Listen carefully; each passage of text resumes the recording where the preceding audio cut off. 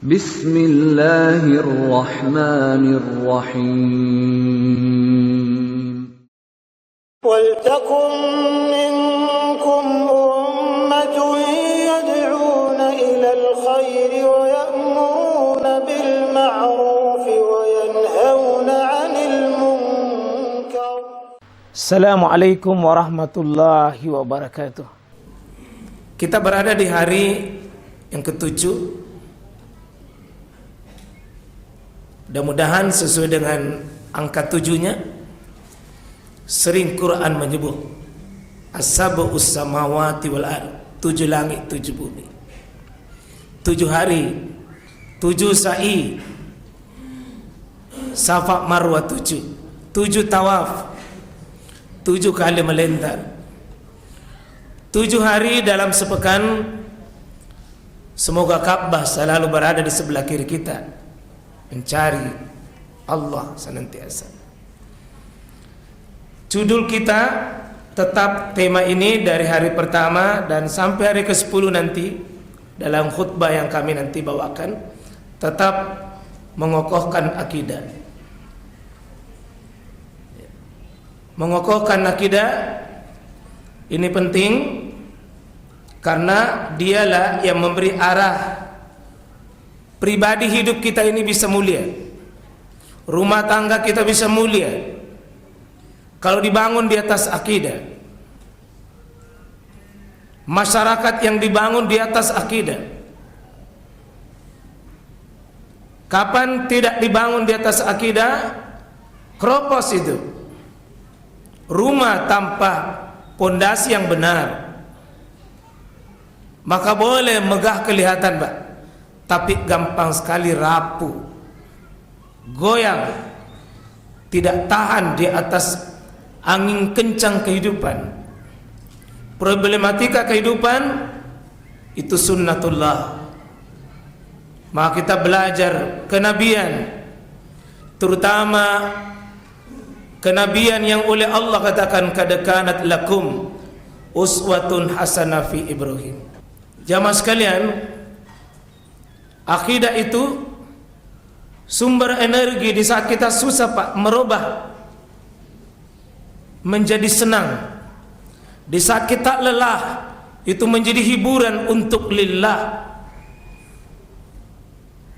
Di saat kita kesempitan, akidah itu merubah menjadi keluasan dan kelonggaran. Jadi mesin akidah dalam hidup itu mutlak. Hati manusia itu butuh energi mengenal Allah dan tidak lain Allah Rabbul Alamin yang hak. Hanya dengan akidah kokoh, sujud kita akan jadi nikmat, bukan jadi beban. Langkah-langkah kita ke masjid itu hiburan dan itu kenikmatan. Bangun di malam hari bukan sebuah kesusahan, tapi menimbulkan kenikmatan sampai ada yang meneteskan air mata. Maka akidah pondasi kebahagiaan, pondasi kemuliaan. Insya Allah materi kita pada malam hari kita kaitkan sudah sampai pada pelajaran menata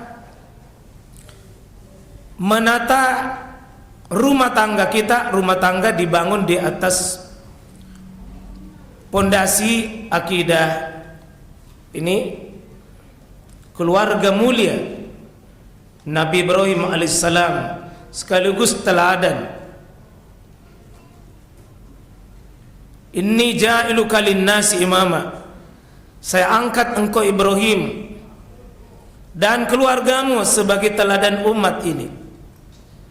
Dan kita hadirkan setiap waktu sholat.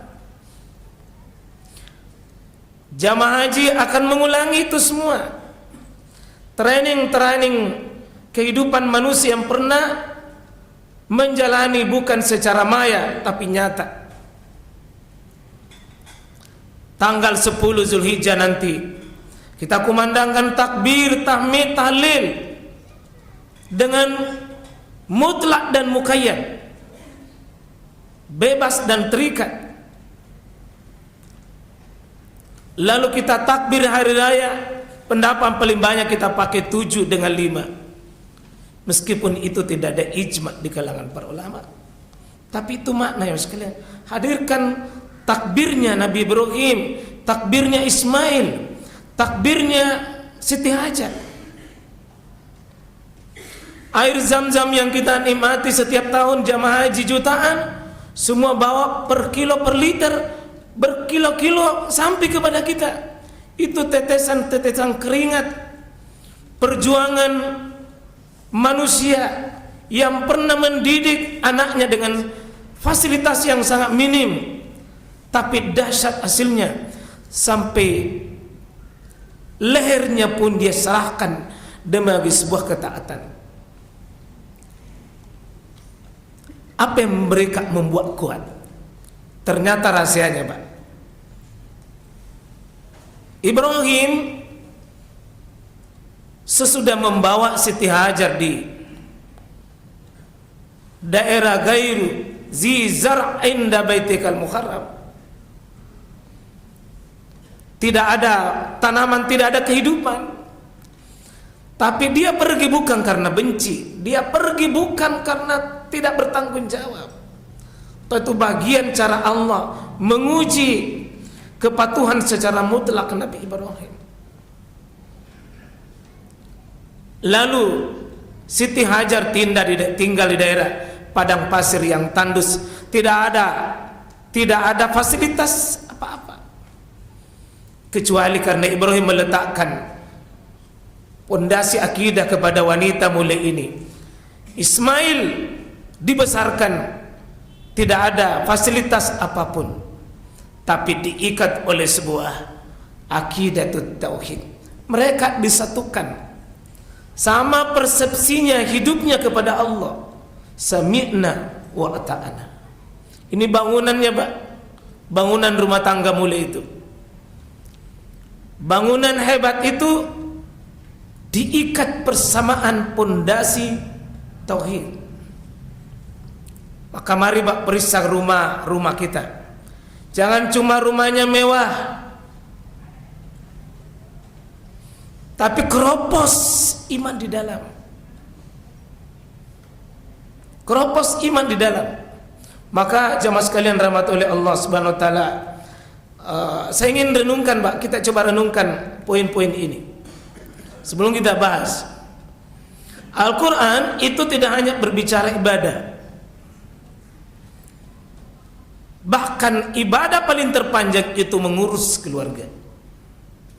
Saya ingatkan para bapak ibu, jangan merasa rugi kalau memberi waktu untuk keluarga, karena di keluarga kita lah dicetak dan mencetak ahli-ahli surga yang kelak akan menjadi penghuni ibadah Rahman itu. Jangan miskin waktu untuk keluarga kita, berkorban untuk pasangan kita. Di situ diuji keimanan kita. Demikian untuk anak-anak kita. Maaf, ini khusus untuk ayah. Dan besok dialog cinta antara Ibrahim dengan Ismail. Nah, besok itu hari Tarwiyah, Pak, hari mempersiapkan penyembelihan Ismail. Kalau ayah adalah tiang rumah, maka ibu adalah rohnya rumah tangga itu. Jangan sampai rumah yang mewah, penuh perabot yang mewah, tapi miskin keimanan dan miskin akidah di dalamnya. Kita hanya bicara di rumah itu tentang dunia, uang dan materi, tapi kita keringkan jiwa anak-anak kita, kering dari berzikir, kering dari nilai-nilai rohani. Kita menangis karena kurang dunia, tidak pernah kita menangis karena berhasil taat di hadapan Allah. Wahai ayah dan ibu, kita adalah mesin penggerak untuk bangkit mengenalkan rumah tangga kita adalah sami'na wa ta'na itu. Maaf Pak, sering sekali kita lelah bukan karena sibuk bekerja, lelah karena hati kita memang memburu sesuatu yang tak jelas, yang alhaakumut takasur itu. Dan itu tertipu Pak, tertipu Ibu. Keluarga bukan sekedar tinggal serumah, bukan cuma yang bisa makan bersama atau yang memiliki hubungan darah, tapi keluarga ini adalah keluarga dibangun di atas akidah yang sama, akidah tauhid, di mana tujuan tertinggi ridhonya Allah itu. Dan itulah Ibrahim. Sama Pak dengan Siti Hajar, ketika datang perintah untuk taat kepada Allah, semua jawabannya sama. In amarta ilallah, kalau engkau diperintah oleh Allah, if'al, kerjakan. Jika itu maunya Allah, jangan pernah pikir. Dan itu semua sama. Mohon Pak, kita pelihara satu kalimat itu. Kita bangun dialog-dialog ringan. Karena Pak, sering dialog kita itu dialog rendah. Sudah makan nak? Itu pertanyaan-pertanyaan Pak, hanya mengurus makanan. Maaf, kita sering kali menunjukkan sebagai ayah, sebagai ibu, sudah makan nak? Bukan pertanyaan Nabi dan Rasul yang begitu. Itu pertanyaan rendah itu kaum muslimin. Bukan tidak boleh kita bertanya itu.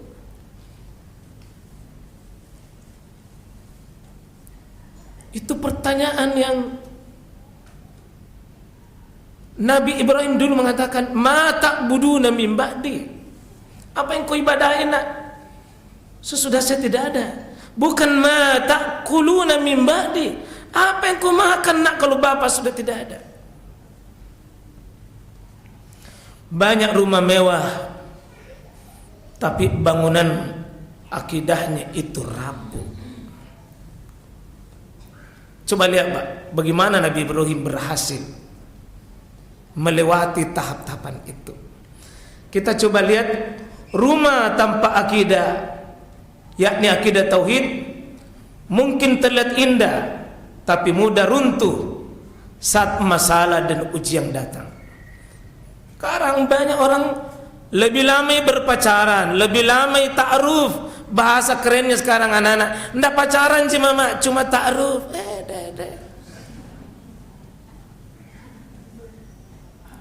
Ndak sih mama, saya cuma pacaran Islami.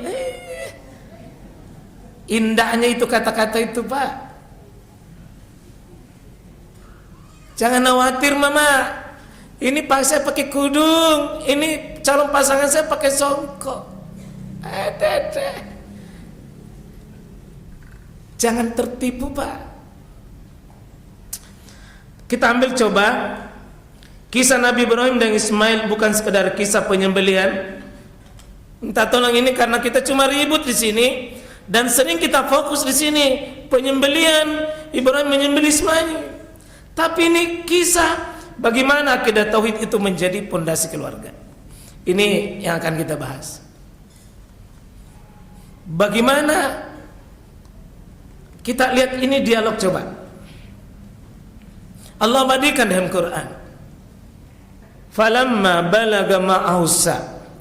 Ini informasi dari Quran ini bukan informasi khawas ini. Maka tatkala Ismail itu sudah bersama dengan bapaknya, sudah bisa menyenangkan, bisa membantu, tidak lagi menjadi beban.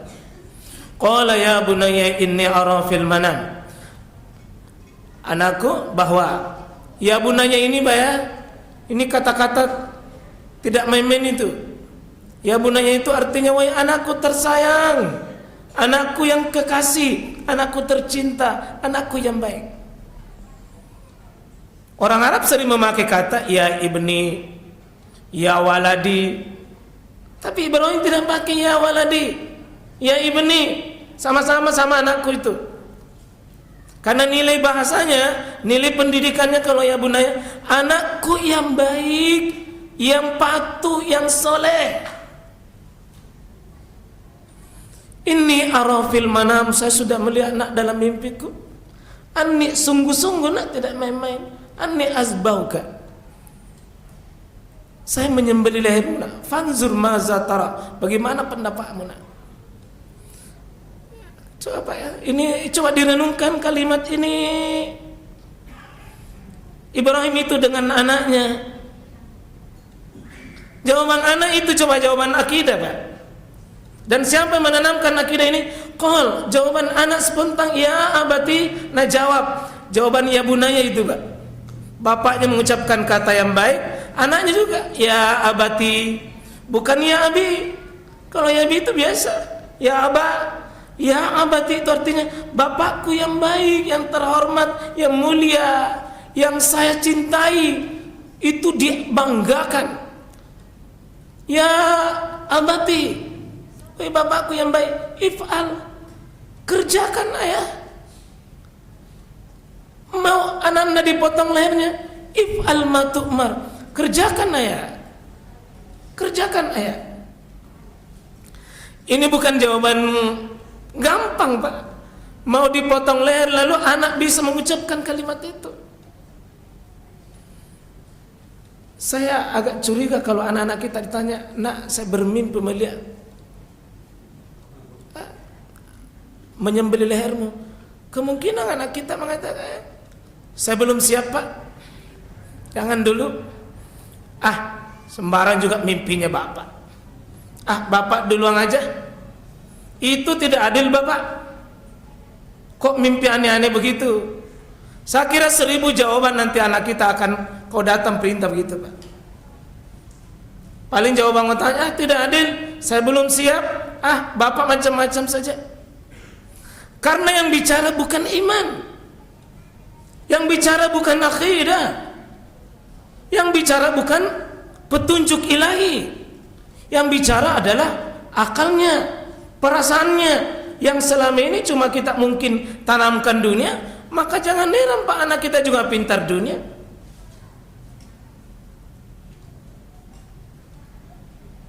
Renungan ini, Pak, coba-coba kita renungkan ini.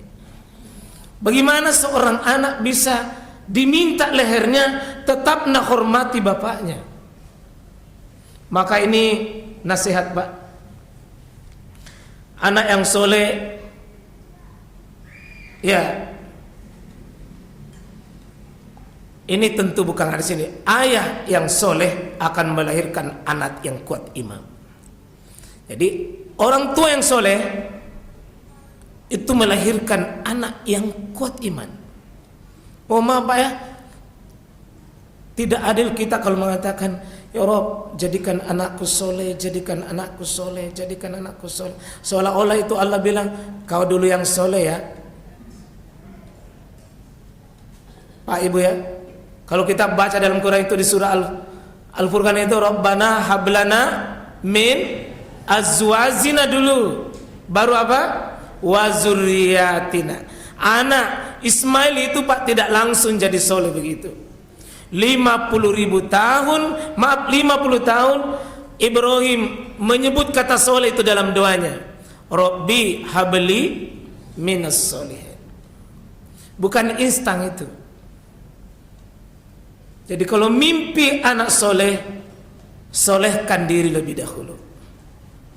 Jangan menyuruh anak ke masjid, tapi bapaknya suka sholat sendiri di rumah. Jangan melarang anak-anaknya, jangan ada main game, jangan ada main HP. Mama, nah, HP terus. Bapaknya sulit, Pak. Sebelum Ismail jadi soleh, Ibrahimnya dulu, Pak. Kan itu besok, maaf ya, Pak, Bapak besok giliran kita bagaimana belajar dialog kesolehan. Kalau kita buka Quran, Pak, kurang lebih 10 dialog ayah dengan anaknya. Ayah dengan anaknya. Besok pembahasannya. Jangan kemana-mana. Kita di UNAS besok. Kesabaran dan kepatuhan Nabi Ismail itu lahir dari tarbiyah dan latihan Nabi Ibrahim. Kalau anaknya mengatakan ya abati, ya karena dulu Ibrahim pernah panggil bapaknya juga 4 kali dengan panggilan yang sama, ya abati lima ta'budi, kenapa engkau menyembah, lima la yasma wa la yubsir wa la yughni anka syai'a. Di surat Maryam, ayahku yang baik, kenapa ke ibadah yang begitu-begitu. Anaknya meneruskan ucapan itu. Dan mohon maaf Pak,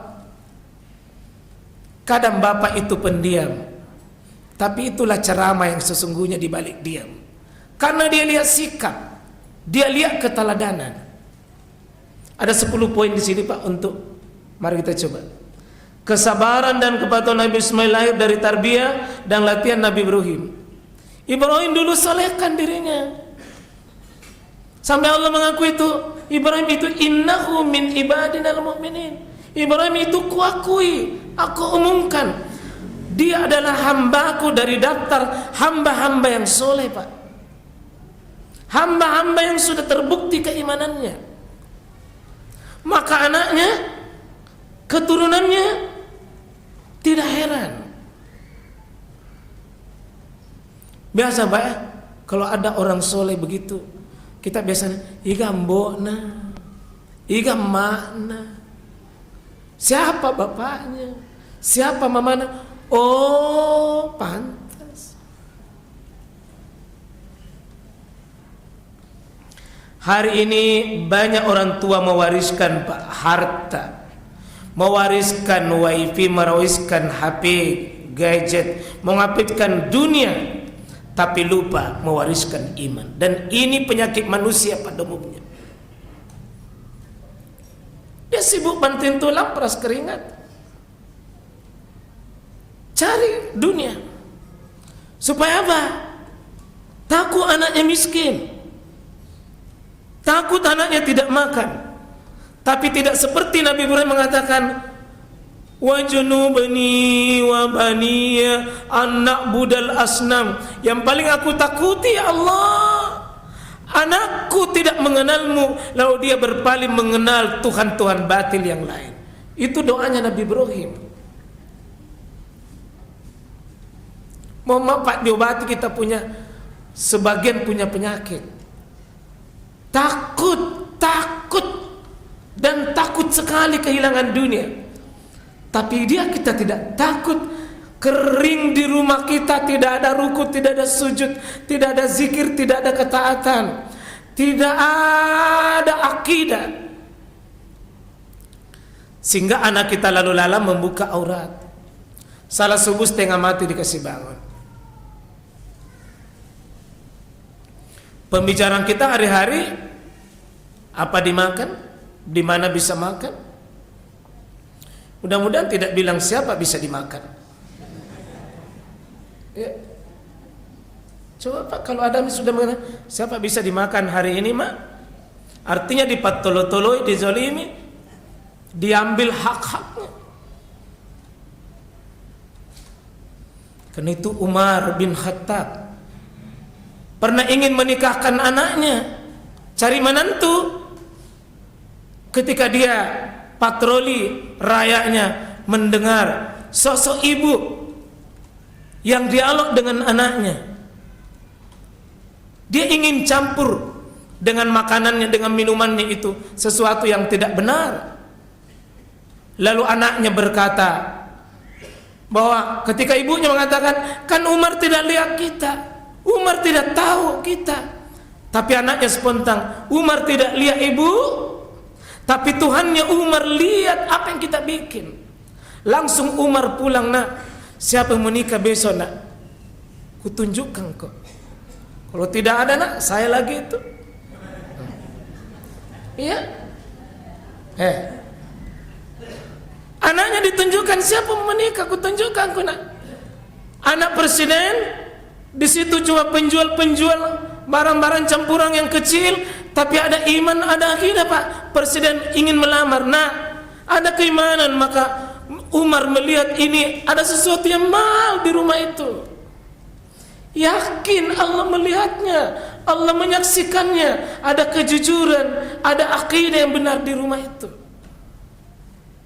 Coba, sudah pernahkah kita dinasihati oleh anak kita? Ma, jangan begitu. Ittaqillah ya Ummi, takut kepada Allah, jangan lakukan itu.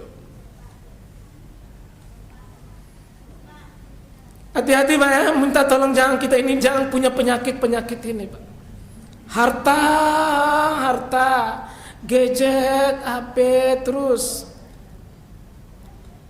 Kita tidak pikirkan kalau saya mati adakah yang bisa solati saya, ada yang bisa bangun di penghujung malam lalu berkata Rabbi ghfirli wa li walidayya, ampuni ibuku, ampuni ayahku. Jangan-jangan anak kita dibelakang menangis hanya karena menangis dengan membagi harta warisan yang tidak puas. Pelajaran akidah Nabi Ibrahim Pak. Kalau ingin anak kuat menghadapi zaman, jangan hanya ajarkan mau cari uang, tapi ajarkan akidah, yakni takut kepada Allah. Maaf Pak, saya lihat ini pengamatan saya Pak, banyak kasus anak-anak tidak siap menghadapi zamannya.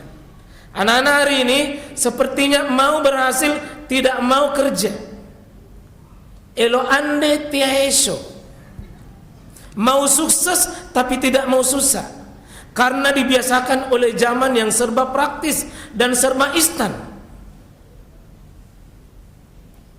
COD mengajari kita Pak malas. Banyak istri kehilangan keterampilan, ndak mau susah, mau kasih gemuk suaminya bilang anda usah susah mas, COD saja. Banyak istri hari ini Pak lebih banyak COD-nya daripada zikirnya. Yang senyum-senyum di atas Ibu, renungkan ini kalimat.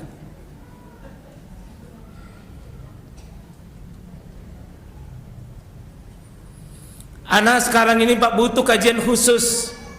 Tidak siap, ditolak skripsinya Pak, hampir bunuh diri, nah tinggalkan orang tuanya hanya karena ditolak judul. Karena tidak siap, gagal hari ini Pak. Banyak anak-anak minggat dari rumahnya hanya karena malu. Sampai seperti itu Pak. Kenapa banyak orang bunuh diri? Nah banyaknya hiburannya. Hari ini Pak banyak hiburan, tapi kurang terkontak dengan Allah. Anak-anak miskin batinnya, hubungannya dengan Allah kurang kuat dia, karena akidah miskin. Maaf, banyak keluarga bagaikan mesin pencari uang. Suami tidak cukup penghasilan, istri diterjunkan. Istri tidak cukup dua-duanya, anak pun diterjunkan padahal belum cari waktunya cari uang. Akhirnya yang dihitung tiap hari mesin cari uang tindis, berapa yang bisa didapat uang hari ini. Kebahagiaan cuma cari uang, hitung, lalu dihitung. Itulah dianggap kesuksesan. Maka betapa kerdilnya hidup kita Pak kalau hanya begini. Coba keluarga Ibrahim, adakah di antara mereka bicara tentang uang Pak? Tentang dunia, tentang fasilitas? Tidak. Itu yang kita sebut tadi malam Pak. Keluarga hebat bukan yang tidak punya masalah, tapi tahan menghadapi masalah. Saya kira ini dulu, besok kita lanjutkan.